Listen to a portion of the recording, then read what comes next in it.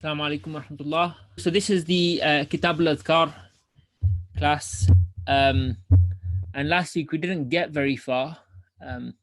So inshallah I'll try and get through a bit more this week as we get towards the end of the preliminary discussions of the Tamheed of Imam al-Nawawi, and we get into the actual kind of the core part of the text itself. فصل ينبغي أن يكون الذاكر على أكمل الصفات فإن كان جالسا في موضع استقبل القبلة وجلس متذللا متخشعا بسكينة ووقار مطرقا رأسه ولو ذكر على غير هذه الأحوال جاز ولا كراهة في حقه لكن إن كان بغير عذر كان تاركا للأفضل. The Sheikh just in this section says that the best thing, so the optimal state that a zakir can be in is to be sitting and facing the qibla. So sitting as opposed to standing. So but it's perfectly acceptable for you to do your adhkar standing up. Sitting, however, just has this I suppose if you're sitting down, you're more focused, you're settled. It becomes an activity rather than something that you're just doing on the way to an activity. So it's a bit more focused. So there's a real there's an emphasis on when you're doing adhkar or when you're reading Quran or even when you're studying, that there's a certain etiquette that's attached to it. So the etiquette would be to at least minimally sit down. I think we can probably all relate to that. If you're speaking to somebody and it's an important matter, you don't want to really be going for it's not really a corridor conversation. You're not going to be catching them somewhere walking and then going to a something that's supposed to be really important. What you want to do is probably arrange the situation so that that you're sitting down, and not only are you sitting down, but actually you have enough time to have that discussion. So it may be that you preliminarily just let them know, and then you arrange a time, and then you go and meet with them, and you make sure there won't be any interruptions. You make sure that only the people that are part of this conversation are involved in this conversation, and so on. So you try and arrange whatever possible, whatever kind of allows for you to deliver this important message.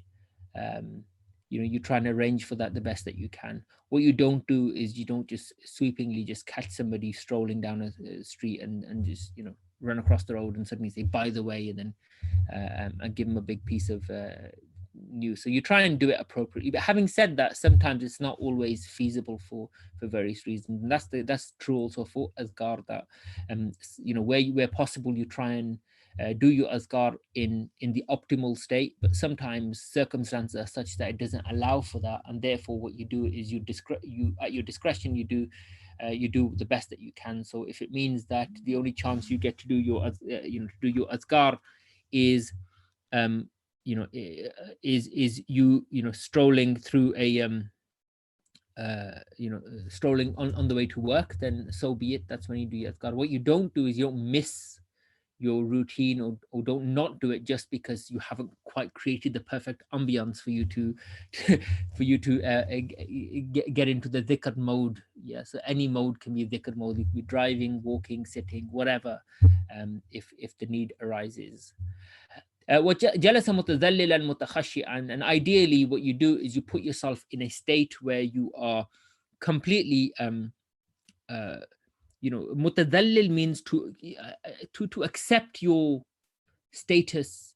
So whenever in relationships, you've got to quickly, what we do is we try and find when we're forming new relationships with people, part of the thing, something that happens to us for most of us, it happens very naturally and very quietly in the background. It's not necessarily a conscious effort. For other people, it's a conscious effort.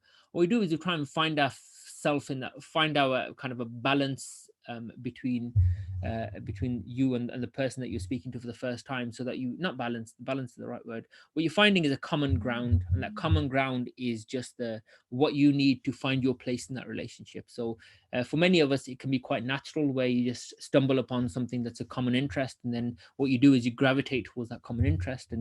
And some people, what they do is they bounce off that onto something else that's quite common for them. And some people are more than comfortable to just dip into the common interest and then dip straight back out again, and then they're comfortable. And other people get very stressed in those situations, and the more you we might find one or two small kind of commonalities, and we'll really stretch them out, and it's quite a stressful thing to be involved in, to speak to new people. So all people are very different, but one thing that we all have in common is, regardless of how well you embrace those situations, we are all doing the same thing. What we're all doing is we're trying to find our place in that conversation, on the place, our place in that hierarchy between you and the people that you're speaking to.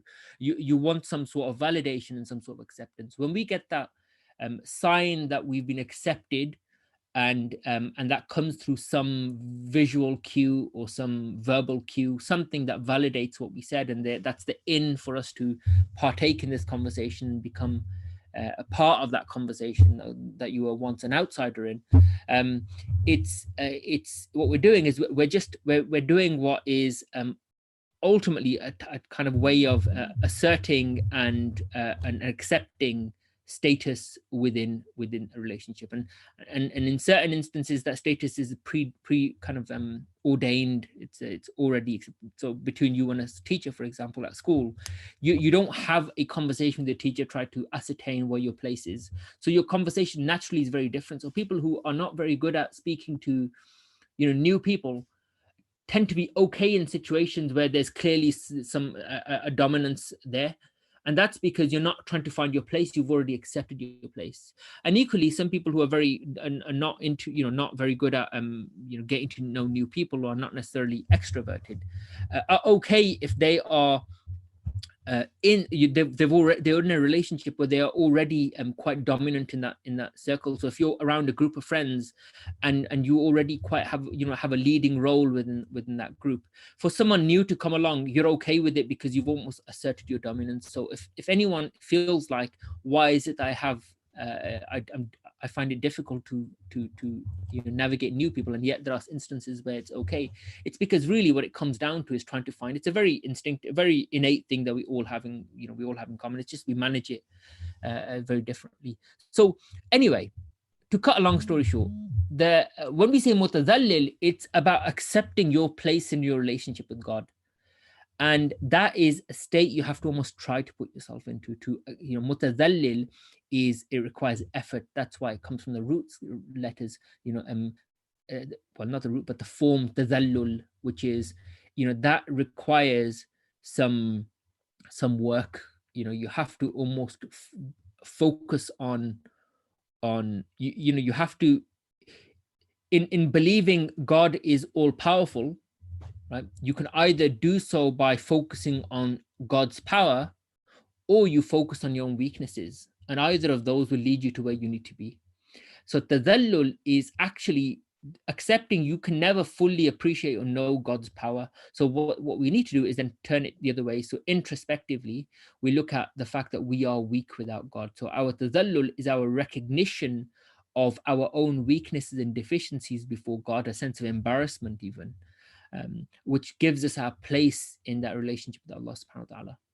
And mutakhashi'an is a sense of, once you accept your place in this relationship with Allah, and it's a momentary thing, it's a state. It's not that you constantly live like that. Most of us, arguably all of us, don't live like that. We get on, we forget. We are all momentarily in states of forgetfulness of Allah subhanahu wa ta'ala. That's why insan comes from the word nisyan, which means to forget, because we are constantly, not just once or twice or an amount of times that you can count on your hand. This is something that happens regularly every single day. We're constantly in a state of forgetfulness. But one of Allah subhanahu wa ta'ala's great names is Tawwab, the one who accepts repentance. Yeah, the one who accepts. But Tawwab means that it means somebody who turns to God, and Tawwab means the one who constantly accepts it. So what that means is, the Prophet ﷺ said, "At-ta'ibu min adh-dhanbi kaman la dhanba lahu." A person who turns to God after having forgotten, having made a mistake, having sinned, it's as though he never sinned in the first place. So therefore, someone can constantly keep sinning, and as long as they keep turning back to God, God will keep accepting it as though they never committed that sin in the first place.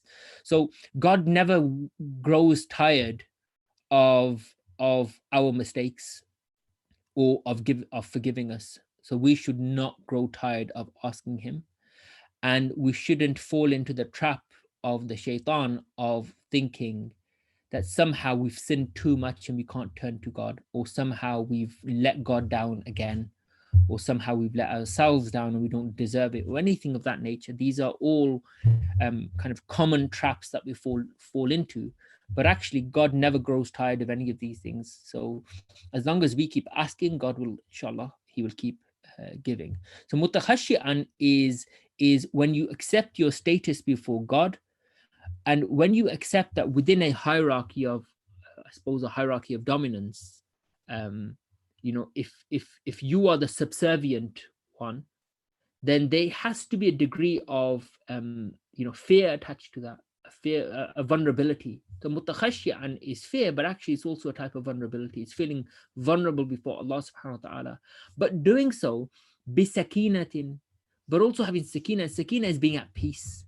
So you could translate this as knowing your place before God, having a sense of vulnerability, but being at peace with that vulnerability with Allah subhanahu wa ta'ala. Yeah. And waqar is also being in a state of awe, and respect of God's majesty. Mutrikan ra'sahu means it means where somebody lowers their head, but actually it's not even just lowering your head, it's to kind of lower it towards your heart. Yeah. It's a kind of, it's symbolic of you accepting, coming to terms with your status, but actually to kind of come towards your heart. So mutrikan ra'sa just means lowering your head, but it means lowering your head in not shame, but lowering your head, accepting your place before Allah subhanahu wa ta'ala. And if you do that, but sincerely asking Allah and calling Allah subhanahu wa ta'ala, then he answers. وَلَوْ ذَكَرَ عَلَى غَيْرِ هَذِهِ الْأَحْوَالِ جَازَ. But if someone was to ask or do azkar in none of these states, meaning you're not sitting down, you're not paying attention, you're not even focused or feeling any of these things that we've described, then it's still permissible to do dhikr. You should still make an effort to do dhikr, because the purpose of dhikr is ultimately kind of to give us somewhat of an opening to kind of bring us back to God. Yeah. So the one of the functions of dhikr is not, the function of dhikr is not for the lay people like us. It's not that we have this grand opening before Allah subhanahu wa ta'ala, where the moment you say the divine names, that somehow this portal opens to God and therefore you're in his presence. I mean, we all would like for that to happen, but I don't believe that's how it works. Dhikr is a journey.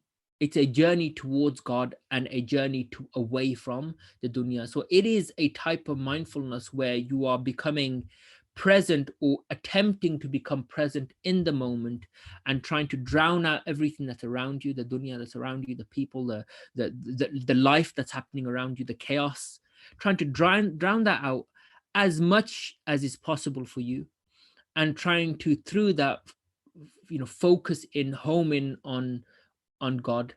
Yeah, that's the attempt, and people are at different stages with that. So it's trying your best to do that. And for some people, the stage is simply just mentioning God. It's just the idea of recalling God when they could be doing other things. It's actually it's a step in the right direction. So although it's not, it's not recommended to do it in walking or not paying attention, it's still a place to start. So those of us who are there, we should just be be grateful that you're there, and try to just take those steps towards creating just some space within your day, within your week, within your month, even within your year, half an hour, an hour, whatever amount of time you can give, 10 minutes even, where you can give some dedicated time to God. Yeah, so if we can try and do that, at least, inshallah, that's something. وَلَا كَرَاهَةَ فِي حَقِّهِ. And there's no dislike in somebody not meeting some of these kind of ideals that I've mentioned. لكن إن كان بغير عذر كان تاركا للأفضل. And I like what the Sheikh says here. He says, and if it's done without reason, then what you're doing is you're missing out on the optimal way of doing dhikr. And that's a subtle kind of point here, because he says if it's bila udhr, بغير عذر, which means when you have a reason, then even whatever form you do that in, that is the optimal way of doing dhikr. So if you're a parent who has 4, 5, even one child kicking and screaming around the house, and you've got barely any time to brush your hair, and you find 30 seconds of peace when they're watching Peppa Pig, whatever it is that they might be watching, and you're at the stove cooking in the hope that they don't come rushing in and have another demand or whatever. And in that moment, you spend just 10 seconds remembering God. Then remember that what the Shaykh is telling you here is that that is the optimal way of doing dhikr for you. Because what you've done is you've created a personal space to Allah subhanahu wa ta'ala in a day where you couldn't find any time for yourself. You found time for God. That is a extremely powerful moment, and we shouldn't dismiss that as I don't find time to do dhikr. That is your time to do dhikr. So what we should be doing is trying to find space within our day to remember Allah subhanahu wa ta'ala. And the more difficult it feels, well, how difficult can it be to just say Allah? How difficult can it really be? So if it means finding 10 seconds, or when you're at your most stressed, to just take a second. In fact, it's quite a beneficial thing to do anyway. If you're revising for your exams and you're having a stressful moment, I mean, there's nothing better than just to close your eyes, drown out from everything, forget, hang your worries up at the door, just hang it up at the door and pick it up on your way out, and in those 10 seconds, a minute, however long you can give to it, you just try and leave everything behind, leave your exams behind, leave your family concerns behind, leave your marital problems behind, your children behind, everything that is in the grand scheme of things a distraction. Put it all to one side, and when you start feeling a sense of peace, when the burden feels like it's starting to lift because you're starting to leave it behind, almost like in the distance. I remember my teacher once said to us, he said when he did dhikr, on the very rare occasions where he described it to us, he said the way he likes to do it is, he says he pictures a cloud, and he just closes his eyes and he pictures this cloud in the distance, and it's the most peaceful thing for him because it has this kind of very light movement through the sky, through the heavens, and a beautiful blue background and a beautiful white sky, white cloud. And what that does is it concentrates him. It brings back all these fond memories for him, and it keeps growing and growing. And he says slowly, as he kind of feels like he's entering a state of where he's becoming more and more peaceful, it starts transforming into the name of God. So what he's done is he's created this space in his mind where he is like a routine almost, of where he kind of drowns everything else, and almost like a hypnotic state of leaving everything behind and entering into this presence. So everyone has their own way of doing it, and you'll have your own technique too, but just the starting point is to start to drown things out, and it's achievable, but probably takes some time and some practice. But these are not goals that are beyond our abilities. والدليل على عدم الكراهة قوله تعالى إن في خلق السماوات والأرض واختلاف الليل والنهار لآيات لأولي الألباب. And the proof that it's not makruh, it's not disliked. Makruh means disliked. Yeah, makruh means disliked. It's legal terminology. So in fiqh, we have this term haram, which some of you may have come across. Haram means something that's impermissible. Then you have something that's halal, which is generally something that's permissible. And then we have other terms that you introduce to when you start studying fiqh. One of those is makruh.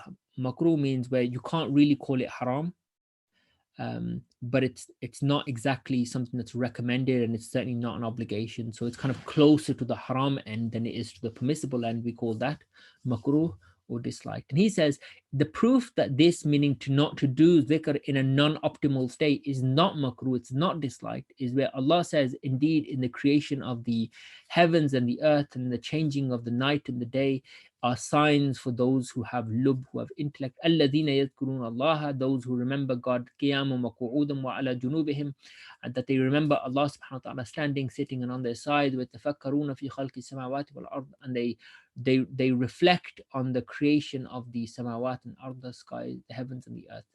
And Sayyidah Aisha radiallahu anha, she tells us that the Prophet sallallahu alaihi wasallam, when sometimes he would place his head on her lap while she was in menstruating, and he would recite Quran, right? So even when she was on her menses, he sallallahu alaihi wasallam would lay his head on her lap, and he'd be reciting Quran. So that shows us that the Prophet sallallahu alaihi wasallam used to recite Quran while he was uh,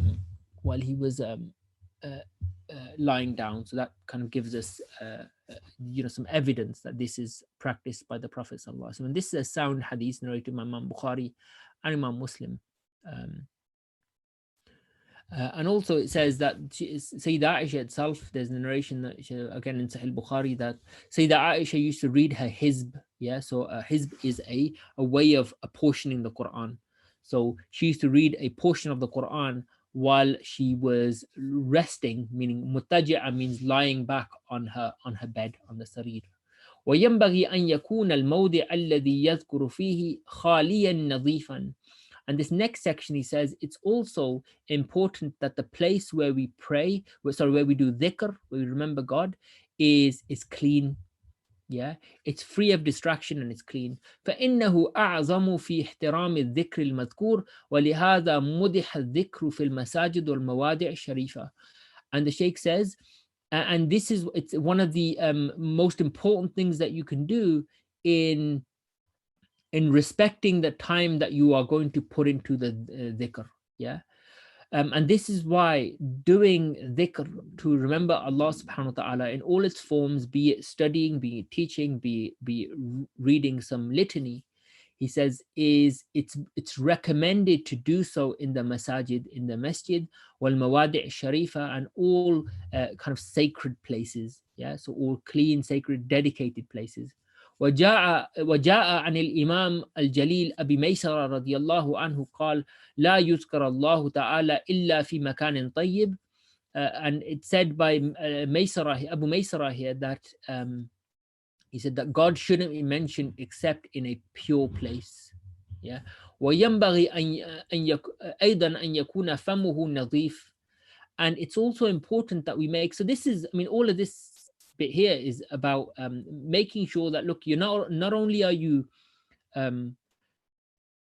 emotionally and psychologically in the right space, you also physically have to be in the right place. Yeah, to remember God, you could be really enthusiastic about doing some form of dhikr, but if you physically can't because for whatever reasons there's something preventing you, then that's an issue itself. So that's something you have to address. So not only is it about mindset, it's also about the physical space that you have. So try to create some dedicated physical space and mental space to be able to remember God. And in creating that space, what you want is to have as the right the ambience, the right setting that generates and inspires that feeling of wanting to do dhikr, because let's be honest, that does help. And I'm learning that just having a dedicated place in the house where is like your musalla, the place that you pray, or decorating it, putting a musalla, putting a prayer mat down, having a sibha, a tasbih or anything that's there, all of that just motivates you to go and pray there. Just because there's something amazing about just having a part of your house dedicated to just the prayer, because it's a nice reminder constantly. It feels like your whole house is orientated. It's really powerful. It's like your whole house is orientated towards towards the qibla, as opposed to when you have a television in the room and then the whole house is orientated towards the television. So it's extremely powerful, both physically, but importantly psychologically. Yeah. So that's why part of the routine to get into that psychological space is to get into the right physical space. And that's why the next thing that Sheikh also says is, and he says, an yakuna famuhu nadif, that your mouth is clean, you're remembering God. So it's actually make an effort.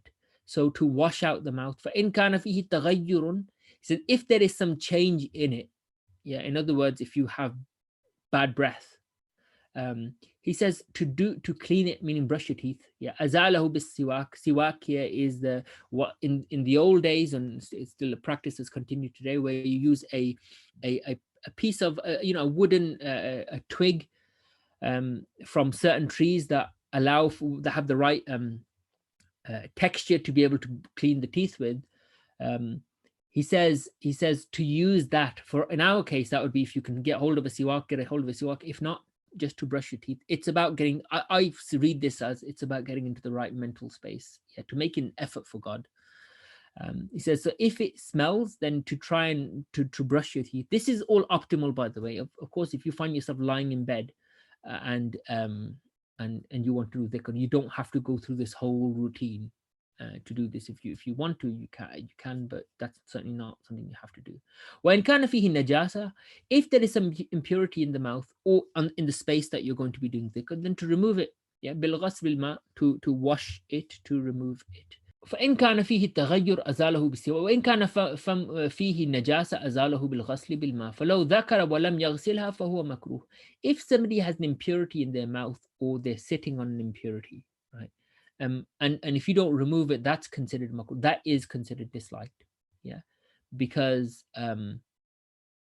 it's considered disliked. But I would caveat that. So the scholars, the fuqaha, what they do is they give opinions. Whenever they give a fiqh ruling, an opinion, what they do is they base it on what is, the 80-20 rule, what is generally true 80% of the time. That's how I like to look at it. So, which means there will always be exceptions to that rule. There will always be the 20%. But if you based fiqh on exceptions, you just would never. It would defeat the point of having madhabs. It would defeat the point of there being even scholarly hierarchies, because eventually every man and his dog will have an opinion. So there has to be something that caters for the majority of people, recognizing that there will be a small number of people that might fall foul of that, and for them there are specific fatwas that the sheikhs would that they need to then come to the scholars and get opinions that are suitable for them, not just to accept it. So where that happens, so to give you one example, I think this falls into that, where yes, it's true that if you have an impurity in your mouth, let's say alcohol, if someone's drinking alcohol and then they come home and decide, or they end up, for whatever reason, they've had a Bacardi and then end up at the local Zawiya. If they've decided to do dhikr, then yes, they should wash their mouth out. So of course they should be doing that. There's always the exceptional case of somebody who drinks or starts drinking the first time, regrets it, and in that moment feels embarrassed and they are feeling that sense of remorse in that moment, and they turn to God. Can you say it's makruh? No. Personally, I wouldn't call that makruh, but they are the few and far between cases, because I'm pretty sure most people don't find themselves in that category. Often, and I've experienced it myself. I've been in a situation where I went to a janazah once of a young man that I knew, who passed away in my area. So when I went there, he didn't associate with he associated with some unsavory characters, put it that way. So I remember I went to the masjid, and immediately this waft of alcohol just hit me. Right, it's like a really strong waft of alcohol. And when I stood to do it for this janazah, I realized it was the person that was standing next to me, and it was really strong, and it was to the point that it made it very difficult to concentrate. Now, that person was he wanted to come to the janazah. That's, for me, probably a case of, it's makruh, because he could have easily gone to the bathroom and washed his mouth out. Now, it may well be that actually this person had this sudden moment of realization, and this, he just wanted to turn to God, and that may have been, but the likely case is that he just pitched up to do janazah for one of his friends that he or acquaintances, and didn't wash his mouth out. Allahu a'lam. فلو ذكر ولم يغسلها فهو مكروه ولو قرأ القرآن وفمه نجس كره. If somebody recites Quran and their mouth is impure, وفي تحريمه وجهان, he said it's makruh, but as I said, there are always exceptions. Somebody who turns to God in a moment completely regretful of their actions, and they start reciting Quran in that moment, I mean, who's going to say that's makruh? I certainly couldn't. As for it being haram to recite Quran when somebody has impurity in their mouth, there's a difference of opinion on it. But the Shaykh says, the asahu ma la tahrum, he said the soundest position is that it's not haram. اعلم أن الذكر محبوب في جميع الأحوال إلا في أحوال ورد الشرع باستثنائها نذكر منها ها هنا طرفا. إشارة إلى ما سواه مما سيأتي في أبوابه إن شاء الله تعالى. The Sheikh says it's recommended in all states to remember God, except in those specific states where the Sharia has told us to not do them. Okay. And the Sheikh then goes on to say, I will mention some of these, but I will deal with them in more detail later on. So the real interesting stuff where the Sheikh really gets into it comes later on. But for now, he mentions a few examples. He said, فَمِنْ ذَلِكَ أَنَّهُ يُكْرَهُ الذِّكْر حالة الجلوس على قضاء الحاجة. He said, for example, it's makruh to do dhikr when somebody is in the bathroom relieving themselves. Yeah. وفي حالة الجماع, and similarly in when they are having physical relations with their spouse. وفي حالة الخطبة لمن يسمع صوت الخطيب. It's also makruh to do dhikr when the khatib in Jum'ah, which is something we haven't had for a while, but when we have Jum'ah, when the khatib, meaning the imam, stands up and starts reciting the khutbah for Jum'ah, it's makruh to start doing dhikr then. And the reason for that is that we're supposed to be completely listening to the imam. Okay, we're absolutely not only encouraged, but we're told that we must listen to. The Hanafis are very particular about it, and the Shafi'is are also quite strict about it. This idea that when the khatib comes, everything stops. The Hanafis go as far as to say you're not even allowed to read nafal.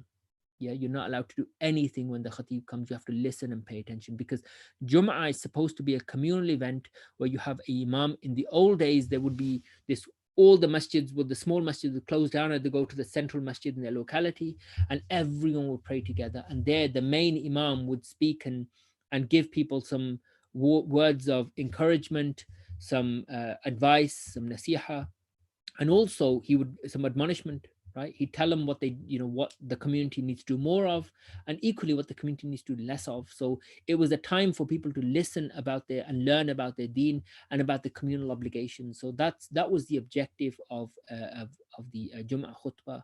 These days, probably not so much. I mean, it should be, but unfortunately isn't. The Jum'ah khutbahs have become very much just reading stuff in Arabic. For most people, it's completely inaccessible. Reading stuff in Arabic, and not only that, but a lot of what's been told is generic. It's not something that's pertinent and relevant to us. And where the masjids do it in other languages, they do it in Urdu. These days, it's changing. We're finding it in English too, but in Urdu, they're very much about stories of certain saints, mystical events of saints flying through the heavens and these sorts of things, which most people probably didn't need to necessarily. If you've got one time in the whole of the week to catch people's ear, you probably want to think about what it is that you're going to tell them. Something that's going to make the rest of their week that little bit better, that a little bit more productive, and prepare them for the next time they see you, which is probably going to be in many cases not until the following week. So do we use that time effectively? Probably not. As a whole, it's getting better. Even some of the English speeches, it's interesting because for a long time the ambition was just to get somebody who speaks English. I mean, I've had people that used to call me and say, do you have any students, or can you come and do a khutbah in a certain masjid, because they need English speakers. And I found that's a bit of another one of my pet hates, because your standard shouldn't be just somebody who speaks English, for goodness sake. The standard should be a bit higher than just speaking English. And that's the case for madrasas too. You'd get CVs of, we've got an English speaking imam, we've got an English speaking teacher. So what? You're teaching them Arabic. Why do they need to know? English is important, but it's not that important. What is it that we should raise the bar a bit? Yeah. So when it comes to a khatib, it should be not just they speak English, but they speak English well, but also can they write? Because to be a good khatib, you have to have the ability to write and formulate your thoughts and be industrious. You need a khatib to be industrious, who'll put the work in, who will be up to date, who watches the news, doesn't claim that somehow watching television is haram, and therefore he spends most of his time on WhatsApp and reading Hilyatul Awliya or something like that.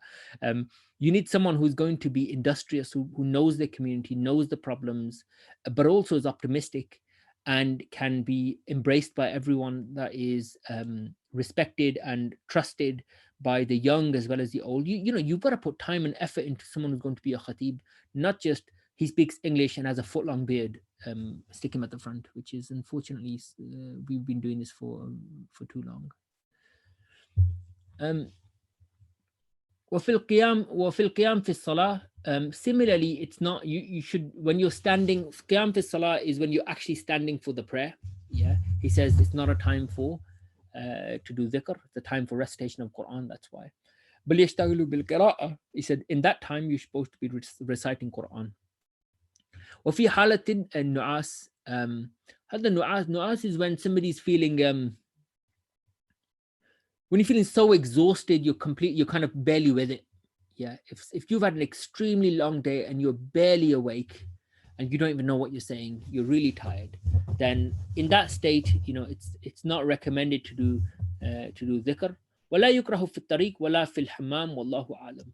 He says, but it's not makruh to do dhikr on the street. So this is, I've heard this myself. I remember I heard somebody once say, he said it's bad adab to be reading books of knowledge walking through the street, and because he had seen somebody walking the street like that. I found it really odd. I thought to myself, at least he's reading, for goodness sake, at least he's reading. Let's not get picky about these things. I know many a time when I was studying in my teacher, we would walk through you know, on our way to class, half asleep and half scared. That just kept us awake, so we needed that 50% fear. And on the way, we had our book open, reading, preparing, and actually, it was the most productive time that we had. You know, well, one of the most productive times we had. So sometimes the most productive way of doing some stuff. So dhikr in this case would be learning, reading. You know, this type of dhikr. You know, it's perfectly fine. And the Shaykh kind of tells us that, he validates that for you. It's wala yukrahu fi tariq. It's not makruh to remember God out on the street, in the marketplace, wherever you might be. So our equivalent of the marketplace would probably be the Bullring or somewhere, some, you know, city center, shopping mall or whatever. Wala fil hammam, it's not makruh either in the baths. Yeah, these are public baths. The hammam was the public bath. Yeah, so he says not makruh there. In other words, just because there's a place where people are, you know, may well not be covering their aura completely, it doesn't make it makruh to be doing to do dhikr. Now, to do dhikr in the toilet, meaning the toilet area, there's a difference of opinion on that. You know, historically the scholars would say it is makruh, but they base it on the fact that they had very clear, you know, their toilet area and their bath area were not the same place, right? In that we have, you know, whatever size of your bathroom is, you'll have them, both the toilet and the bath or the shower, in the same room. That wasn't the case historically. So for them, when they said toilet, what they meant by that was the actual place where the toilet was, right? That's makruh, and the reason for that is because there's a lot of impurities there. But if you have a large bathroom and you're on the bathing area, or you're having a bath, it's not makruh there. So we shouldn't just somehow make this arbitrary line that if you open the bathroom door that it becomes makruh the moment you put a foot in it. It's not. If you've got a big bathroom, it's not makruh to do dhikr. If one is anywhere near the vicinity of the toilet where there is going to be likely impurity, then yes, it'll be makruh. But and part of the reason why it's makruh is not just that it's that there's impurity there, but also it's you need to focus, right? You need to focus and make sure you don't get any impurity on you, and to go and relieve yourself, not be thinking about dhikr.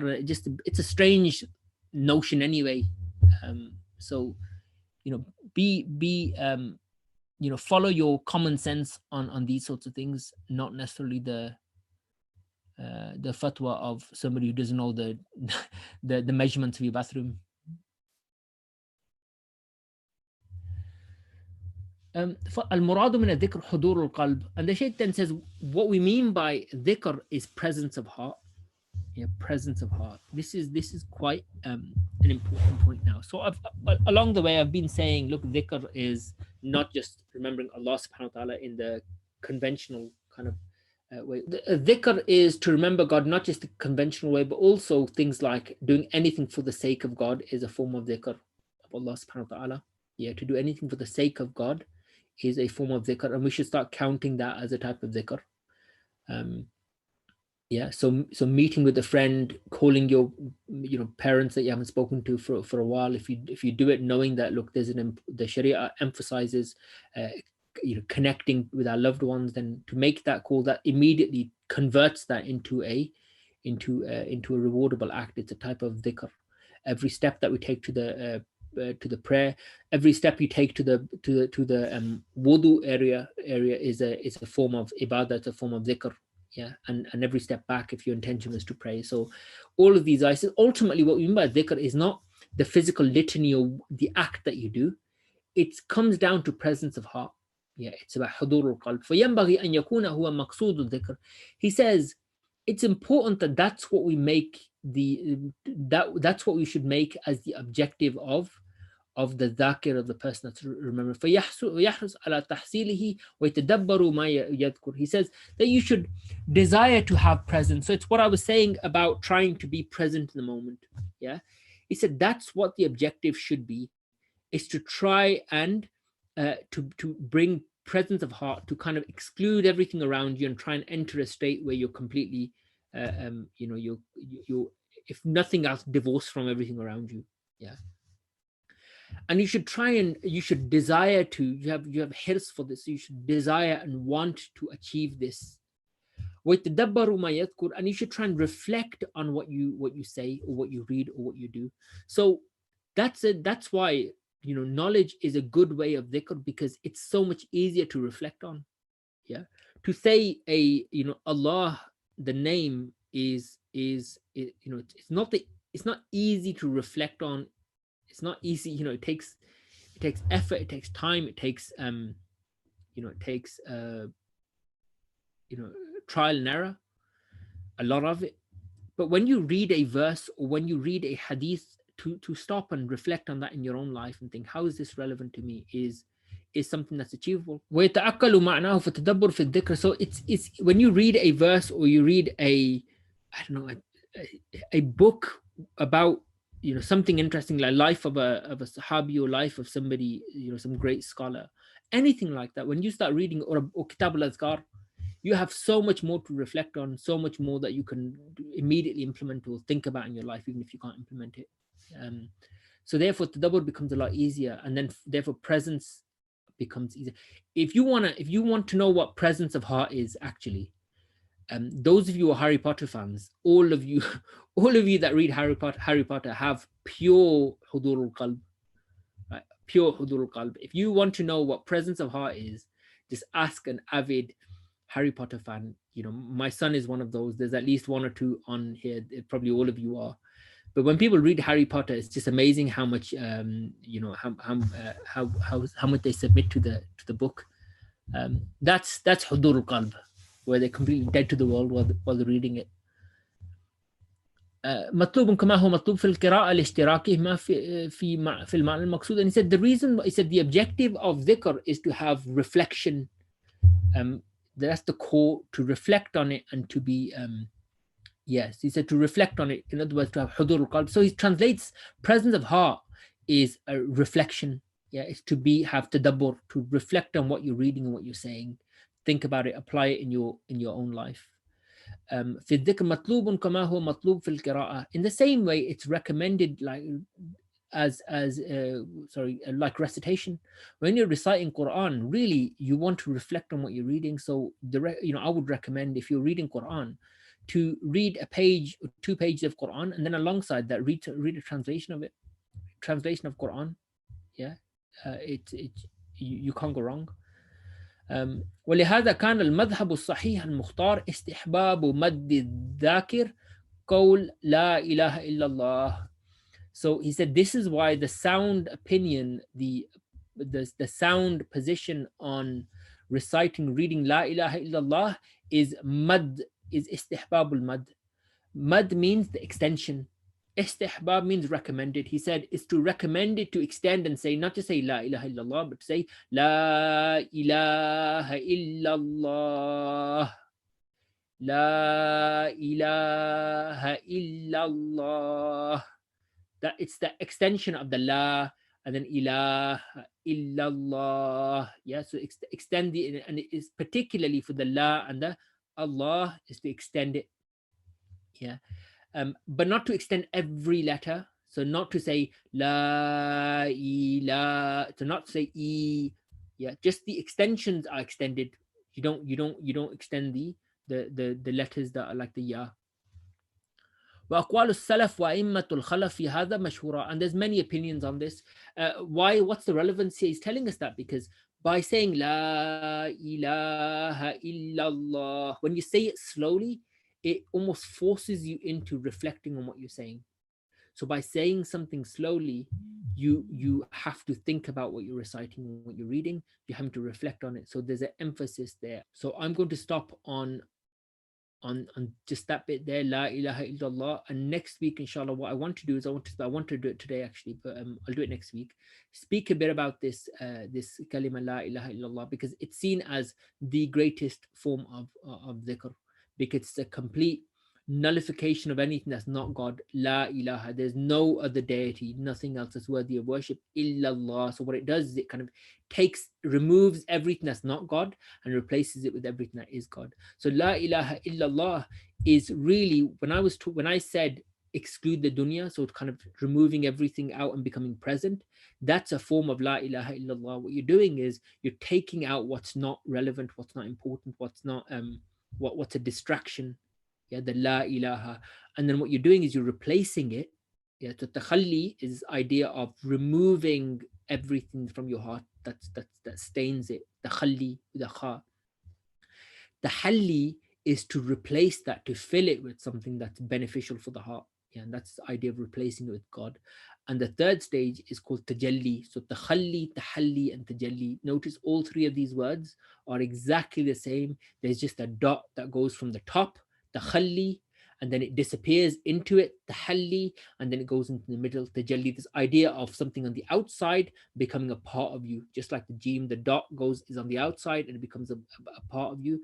It's kind of, even the words tell us there's something powerful about these stages of excluding what's not relevant and replacing what is relevant. And la ilaha illallah is the ultimate kind of removal of everything that's not relevant and that's not good for us, for our souls, and replacing it with something that is good for it. And there's a beautiful hadith, and I'll stop on that, inshallah. I'll talk a bit more about it next week. There are many hadiths on just the words la ilaha illallah. There are many books. There's books that have been written on just 40 hadiths on la ilaha illallah, for instance, and many you can probably find online if you look. There's a beautiful book that I recommended recently to some students of mine, Sheikh Abdullah Sirajuddin, whose book on the Quran that you're going through with Sheikh Sajjad. He has a book on the fadl, of the benefits of saying la ilaha illallah. It's called The Testimony of Faith. I think it's available in English. So those of you who can purchase it, do get it. It's a beautiful book. Highly recommended. That might be good, good place to start, inshallah. So I will stop there and hopefully speak to you all, see you all very soon, inshallah. Assalamu alaikum wa rahmatullahi wa barakatuh. So there's a good question here, which there's a question. There's also another question about the variety of dhikr and how do I know which dhikr is best. I'll come on to that shortly, but there is a question which I think is relevant, which is how can we improve our presence of heart while doing dhikr? I find it to be a struggle and feel a bit defeated at times. It's a good question. It's not an easy question to answer. The Sheikh does go on to on questions like this, so I think he will answer it far better than I ever can ever hope to answer it. So that's the right answer. That's the real answer to that question. But that second bit always worries me when people say that, because if you're trying to focus and do your dhikr and you can't, for whatever reason you can't, don't feel defeated. You should never feel defeated in these cases. Yeah, because what you're doing is you're putting you're resting all your hope on the end goal. The end goal being that somehow I have this moment with God. The reality is most people will go through their life in the same struggle and probably make such small incremental steps that then they're barely perceptible. Yeah. God doesn't want the end goal. God wants the effort. So let's stop putting our measures of success into the outcomes, yeah, into the physical outcome of somehow I have this perfect state, or I've that's not the objective. The objective here is, did you put the time in to remember God, and did you put the effort in? And what were the obstacles that you had, and how did have and what did you how did you overcome them? So an obstacle could be, you know I was my friends were going out, and I chose, and I tend to go to, I don't know, a Dhikr gathering every week, and this is really tempting, but I told myself, no, I'm going to go to this gathering. Trust me, that's a big tick. That's a big tick, because what you've done is you've overcome a very powerful part of your ego, of your nafs.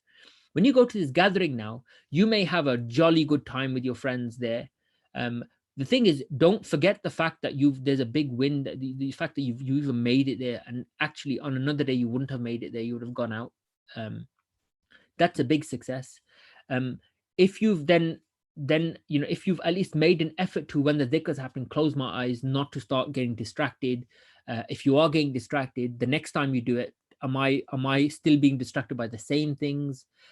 If that still happens, why is that distracting me? Do you see, like, what you're doing is, there has to be a process of inquiry of yourself as to what it is that's ultimately the obstacle that's preventing you from just taking the incremental step forward. Not what's the obstacle for you having this shining light or this bolt of lightning from God, but just what is the obstacle that was here yesterday that's still here today, or was here a month ago, a year ago, and it's still here today. That's the way we should look at it. What's the obstacle? Can I remove it? Do not be surprised and don't be defeated if by removing that obstacle you're suddenly faced with 5 more, because that's called life. Life throws obstacles at you, and our job is to constantly, incrementally keep stepping forward, be hit by obstacles, brush them to one side, in some cases very difficultly put them to one side, and keep moving on forward. So it's about keep on moving forward, rather than whether you see necessarily what that you're not going to necessarily see these flashes of success that suddenly tell it doesn't work like that. I don't think you have. It's a marathon, but it's not the kind of marathon that every 5 miles you get an indicator that you're 5 miles closer to the end goal, because the end goal is, there's no physical singular end goal that we're all working towards, right? There's God, but I mean in the sense that there isn't an end goal in that somehow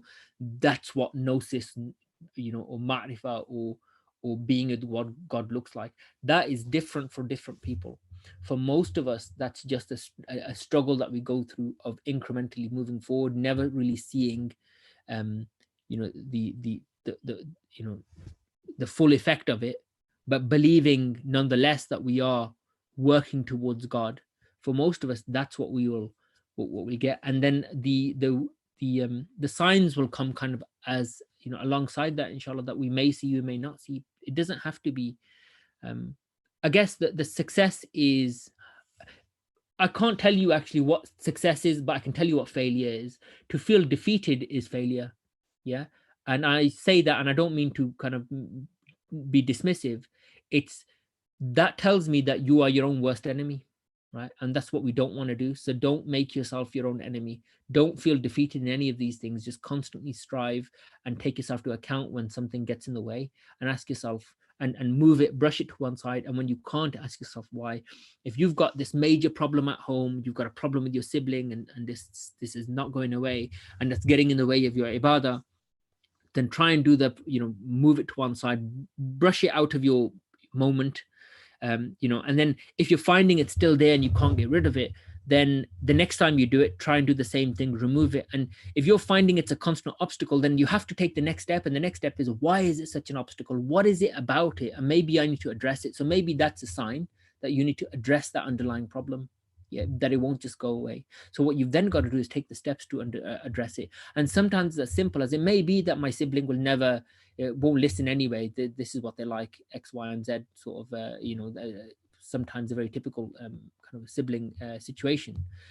But if it turns out that your sibling is stubborn, or they're not going to listen, then actually maybe what you need for you to have that presence is not to solve the problem, but it's to be the bigger person and to at least take a step. Sometimes all it takes is just to acknowledge it, and to try and fail, but at least try. And the act of trying almost exonerates you, and it gives you that peace that you need, because what you're looking for is peace from the situation, from the world around you. And then I think when you have that, or when you start to have that, then you can probably drown it out a bit more. So that's maybe how we should look at it. How do you drown out everything around you, and whatever's standing out that you can't get rid of, try. And if you can't, then ask yourself why. Try and solve it. And if you can't solve it, then address it. And in addressing it, accept that you might not solve it. It might be that that's something that doesn't get solved. It's just a matter of you just being the bigger person and addressing it. And in doing so, the beast just gets a little more manageable, and it's something that you can start slowly moving away. But anyway, Imam, no, there'll be plenty of opportunities to talk about this, inshallah. So we will get onto those. Lying down, making things. Just wonder if you could elaborate on the ayah where Allah mentioned those who remember Allah standing, sitting. Good to do in all three ways in order to be counted in all categories. Is one better than other? Sorry, okay, that's a good question. So that isn't a private question, so I think everyone can see the question. It is relevant. So the verse that I read earlier about remembering Allah subhanahu wa ta'ala, and the Quran says, standing, sitting, or lying on their sides.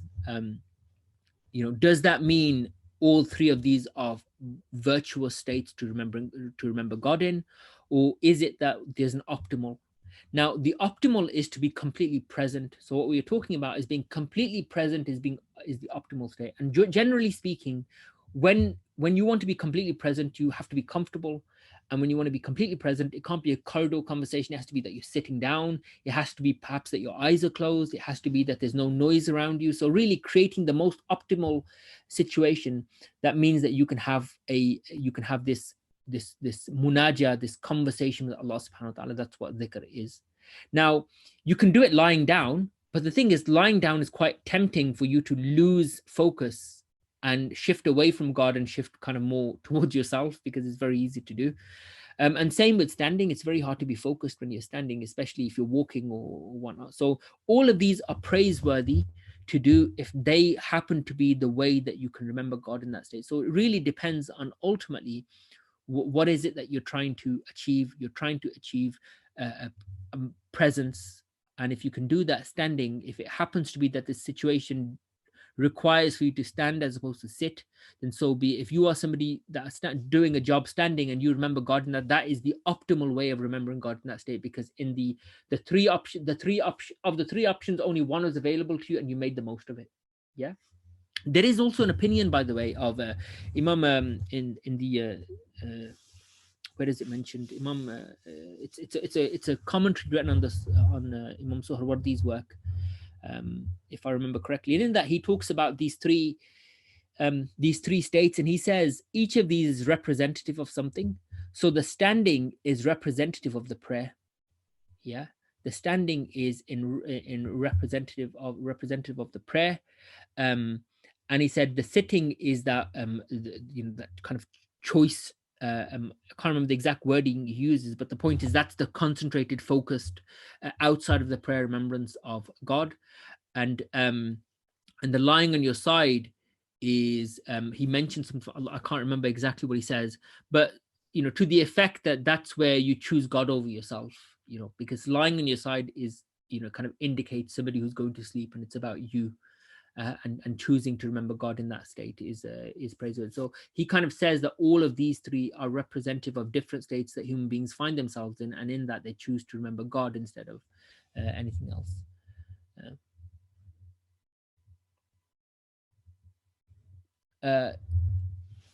I'm grappling with the feeling that I'm not doing enough when it comes to dhikr, but cognizant of the idea of burnout. How do I deal with this?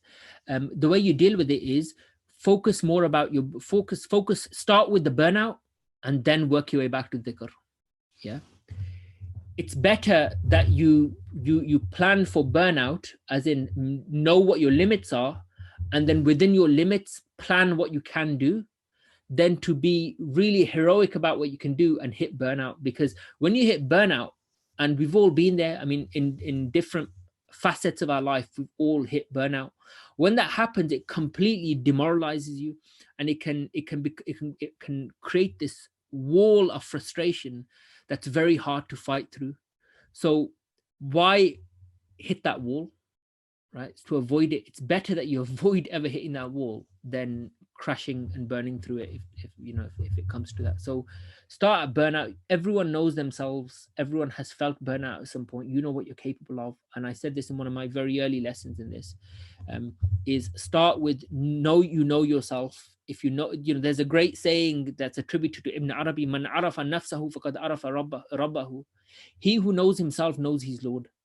Yeah, he who knows himself knows his Lord. Because when you know yourself, you know your limitations, you know your strengths, your weaknesses. There's actually very few tricks that the shaitan can pull on somebody who knows themselves so well, or even the nafs can pull on them. When you know yourself, what we do is we fall between the cracks.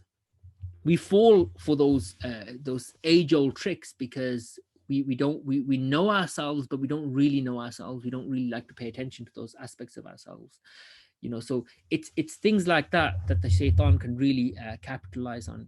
It's for example, it's very easy to you know if you're a very outgoing person and you like to speak to men and women, and you're very comfortable in that situation, then that might be good. And what you might do is you might see that as a great strength, and it may well be a great strength in the workplace, maybe even there's many occasions where actually that's perfectly fine, acceptable to do.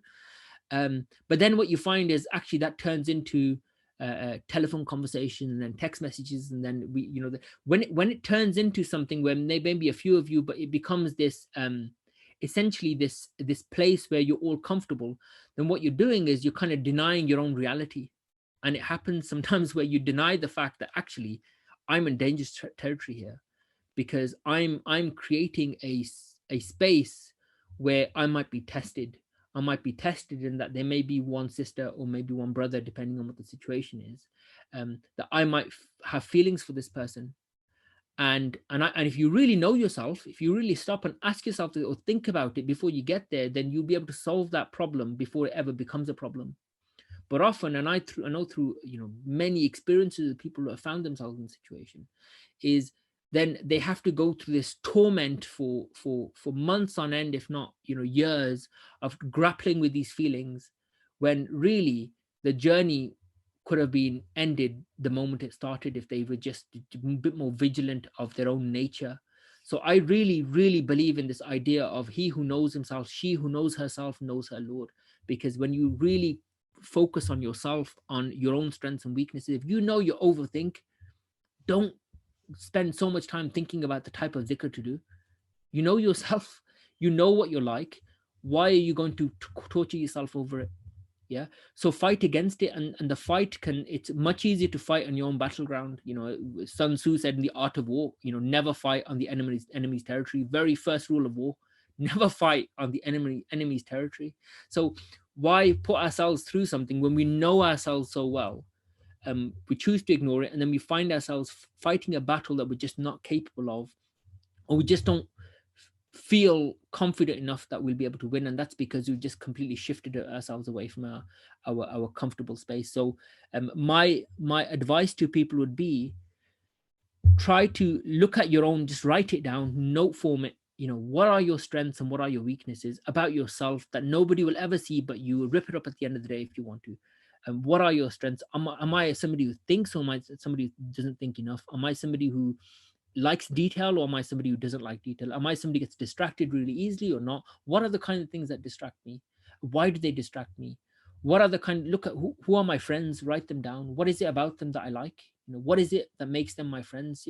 Learn, maybe go on a course about yourself, with yourself, and learn. And I think the more we learn about ourselves, firstly, the more, to be honest, the more we become self-aware, the more, I suppose, it probably feeds our emotional intelligence. Maybe we become more aware of other people. There's a beautiful thing that I heard, about this story of Sayyidina Adam alayhi salam. If you look, Sayyidina Adam alayhi salam, when he when Sayyidina Adam, they say that when he the biblical narrative of Adam alayhi salam, I should start with that. In the biblical account, when Adam becomes aware of his sin, when he becomes aware of his sin, what's the first thing that he does? He covers himself up. Right? He covers himself up. Which is interesting. Why would Adam immediately after sinning cover himself up? So I heard one person say, and I thought it was fascinating. He said, perhaps in knowing how to hurt God, right? Knowing how to hurt God. This is obviously, I'm not talking from a Muslim perspective, but this is like a Christian perspective, but it's interesting nonetheless. It's something for us to think about.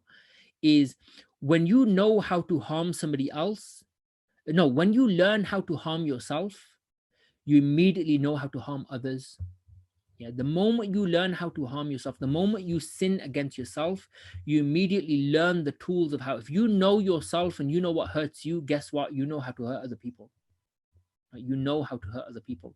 So this idea of sin and self-awareness are very closely connected. This idea of sin and self-awareness is very close connected. And similarly, the idea of personal pain is very closely connected to kind of inflicting pain and hurt on other people.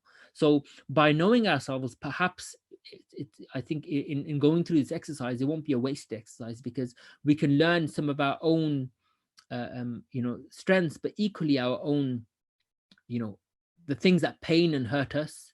And in doing so, maybe it'll make us reflect on how that probably transpires for the people around us, that maybe we're causing some of this without even realizing it. So it's a worthwhile journey that we could all spend time in. So don't be afraid to spend time knowing yourself as a form of dhikr too, because it is a form of dhikr. Yeah, anything that gets you on the path to God is a form of dhikr in itself. So don't just see saying Allah, Allah, Allah as the dhikr. The journey is, if you're repainting your room to create the right space for you to remember God, that is dhikr. If you are setting out the layout of your house, if you're anything that you're doing, if you're taking some steps to B&Q to buy some furniture so you can, that is an act of dhikr. And I'm not just saying that flippantly, that is an act of dhikr, and we shouldn't just take that away as if all of that is meaningless. And when we sit down finally and we think about God, I can't concentrate, and that's somehow my dhikr is deficient. No, think about everything that you did to get to that point. All of that has been seen and has been written down and has been counted, hopefully, amongst your good deeds. So we should really take a lot of encouragement in that. Don't ever frustrate yourself in the moment. In fact, I would even go as far as to say, this might be controversial, but actually the build-up is sometimes bigger than the event. The bigger build-up is where all the magic's happening. The build-up is the moment you got your glass of water from the kitchen and decided, I'm going to go to the room and I'm going to do some dhikr. And you picked up your glass of water, you looked at your phone, you checked your text messages and all of that happened. And then you sat down, you switched the light off or you left the light on, you took a moment, and as you tried to pay attention, you planned to do 20 minutes, you ended up doing 2.5 minutes, you got distracted and you left. The dhikr started the moment you made that decision in the kitchen. So don't forget that. Yeah, it started. So it was more than 2.5 minutes. So we should all remember that, inshallah. So